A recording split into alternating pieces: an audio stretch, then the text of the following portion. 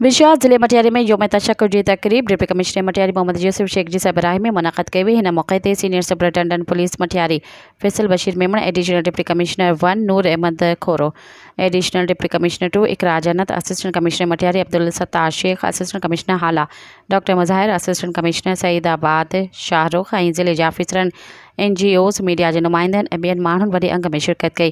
Deputy commissioner Matiari Mohammad Yousuf Shaikh, senior superintendent police Matiari Faisal Bashir Memon सां गॾिजी पाकिस्तान जो क़ौमी झंडो फड़कायो। झंडो फड़काइण बाद मार्च पास्ट ऐं वणकारीअ जी तकरीब मुनक़द कई वई। डिप्टी कमिश्नर वण लॻाए माहौल दोस्त सरगर्मियुनि जी अहमियत ते ज़ोर ॾिनो। उन खां पोइ पुराणी THQ अस्पताल खां मदीना मस्जिद ताईं रैली कढी वई, जंहिंमें स्कूलनि जे शागिर्दनि, उस्तादनि, सिविल सोसाइटी, मुख़्तलिफ़ खातनि जे नुमाइंदनि भरपूर शिरकत कई।